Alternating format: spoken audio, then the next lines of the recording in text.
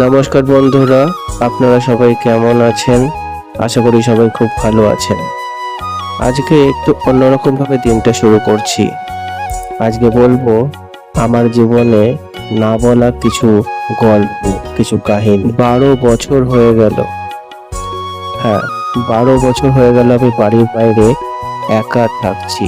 এই একা থাকা শুধু একটি নিঃশব্দ ঘর নয়, এর ভেতরে লুকিয়ে আছে হাজারটা স্মৃতি, ভুল, শিক্ষা আর এক অদ্ভুত রকমের নীরবতা। প্রথম প্রথম মনে হতো একা থাকাটা একটা স্বাধীনতা, কিন্তু ধীরে ধীরে বুঝেছি এই স্বাধীনতার মধ্যেও একটা নিঃশব্দ যুদ্ধ লুকিয়ে আছে, নিজের সাথে নিজের যুদ্ধ।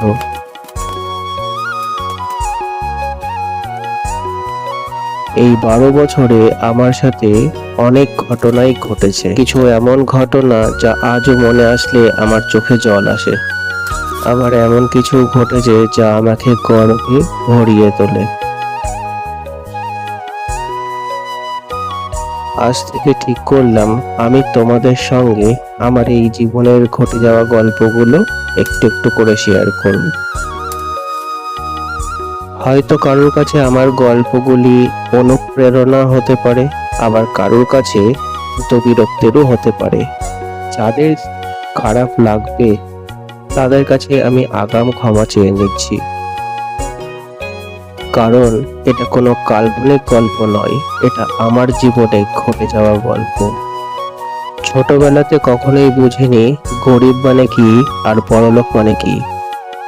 আমার মা বাবা কখনো আমাদের খাওয়া দাওয়ার কষ্ট দেয়নি, কিন্তু যখন যা চাইতাম তার সাথে সাথে কখনোই পেতাম না।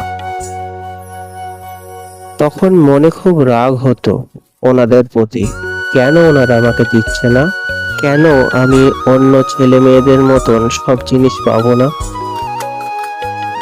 আজ বুঝি তারা গরিব ছিল, কিন্তু তাদের ভালোবাসা ছিল অপরিসীম। ওনারা টাকায় গরিব ছিলেন, কিন্তু মনের দিক থেকে রাজা ছিলেন। এরই মধ্যে দিয়ে বেড়ে ওঠা, আর আমি কখনোই ভাবতে পারিনি যে আমার সাথেও কিছু খারাপ অভ্যাস গড়ে উঠবে। একটা সময় বুঝতেও পারিনি আমি কেমন মানুষে পরিণত হচ্ছি। ধীরে ধীরে নিজের মধ্যেই একটা শূন্যতা তৈরি হচ্ছিল। রাতে ঘুম আসতো না, মনে হতো আমি কিছু একটা ভুল করছি, কিন্তু সেটা কি বুঝতে পারতাম না। নিজের ওপর রাগ হতো খুব। নিজেকে প্রশ্ন করতাম, আমি কি ঠিক পথে আছি? তারপর একদিন বুঝলাম আমি নিজের ভেতরেই নিজেকে হারিয়ে ফেলছি। তখন ভাবলাম চিন্তা করলে তো আর কিছু হবে না, এর একটা সমাধান খুঁজতে হবে। আর সমাধান খুঁজতে গিয়ে বুঝতে পারলাম নিজের অভ্যাসগুলোকে পরিবর্তন করা খুবই দরকারি।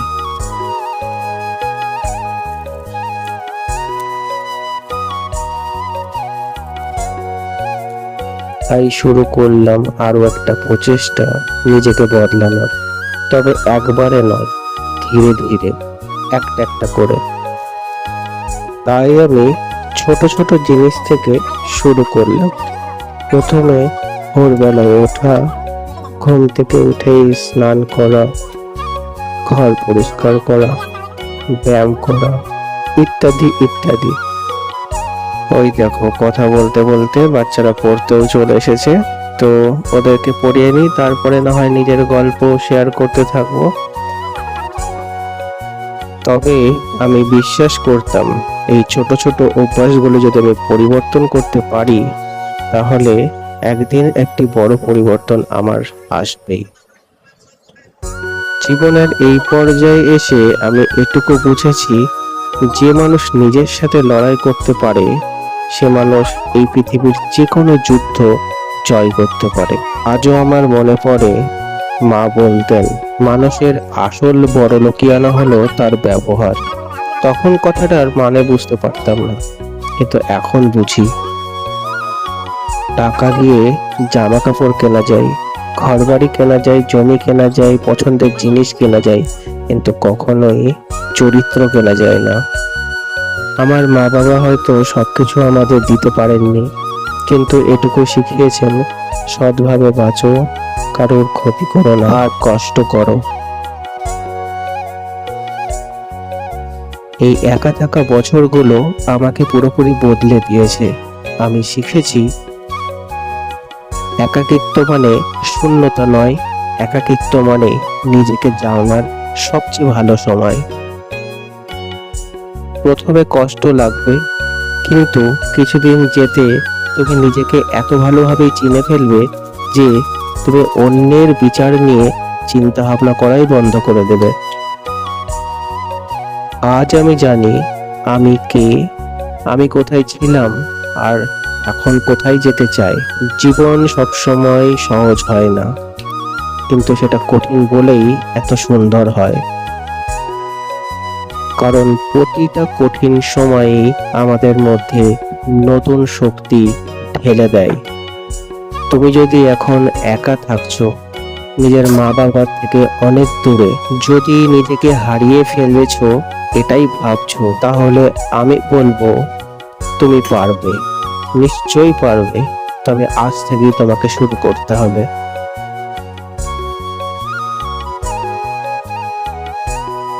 আজকের এই গল্পটা ছিল আমার জীবনের অধ্যায়ের একটি ছোট্ট অংশ মাত্র। এটা ছিল 12 বছর একা থাকার গল্প, নিজেকে হারিয়ে ফেলার গল্প, নিজেকে আবার নতুন করে খুঁজে পাওয়ার গল্প। পরবর্তী ভিডিওতে আমি জানাবো কিভাবে আমি নিজেকে অন্ধকারের মধ্যে থেকে টেনে বার করেছিলাম আর আলোর পথে হাঁটা শুরু করেছিলাম।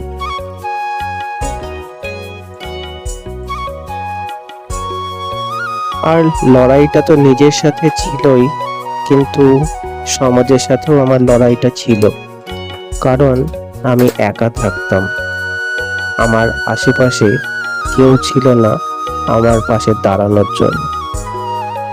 এই সমাজের কিছু লোক সবসময় চেয়েছিল আমি যেন কোনোভাবেই ভালো না থাকতে পারি। যদি আমার এই গল্প তোমাদের মন ছুঁয়ে যায়, তাহলে একটা কথা অবশ্যই মনে রাখবে, তুমি যতবার ওঠার চেষ্টা করবে ততবারই নিচে পড়বে, কিন্তু হাল কখনোই ছাড়বে না। কারণ এই পৃথিবীতে এরকম অনেক ঘটনা সাক্ষী থেকে গেছে যে হেরে যাওয়া মানুষও জিততে পারে। এই দেখো, গল্প বলা চক্করে ভুলেই গেছি আমাকে লাঞ্চ বানাতে হবে। তাই চলে আসলাম লাঞ্চ বানাতে। আর আজকে এখন বানাবো শাক আর একটু মাংস। তো এখানে অনেক রকমের শাক আছে, তো শাকগুলোকে সব কেটে বেছে নিয়ে ধুয়ে নিয়েছি। তারপরে কড়াইতে একটু ফোড়ন লঙ্কা দিয়ে শাকগুলোকে দিয়ে দিচ্ছি। আর পাশের ওভেনে বসিয়েছি ভাত। তোমরা হয়তো ভাববে একা একটা মানুষ এতটা শাক কেন রান্না করছে। আসলে এটা আমি 2-3 ধরেই খেতে পারবো, তাই এতটা শাক। আর শাক রান্না করলে তো কমে যায় জানোই। তোমরা যারা শাক খেতে পছন্দ করো তারা অবশ্যই কমেন্ট করে জানাবে কোন শাক তোমার সবচেয়ে বেশি পছন্দ। নাড়া হয়ে গেল, এবার একটু ঢেকে দেবো কিছুক্ষণের জন্য।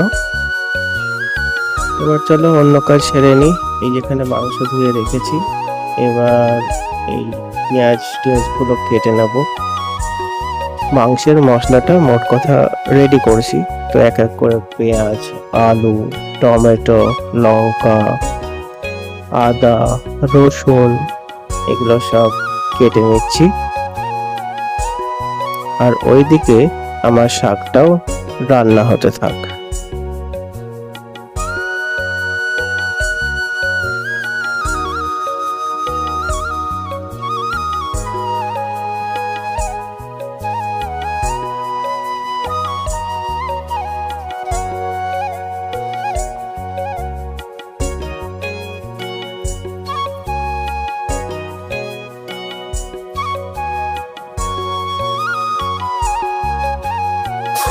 এই যে মাংস রান্না করবো, এবার শাক রান্না হয়ে গেছে, তো কড়াইতে তেল দিয়ে দিয়েছি।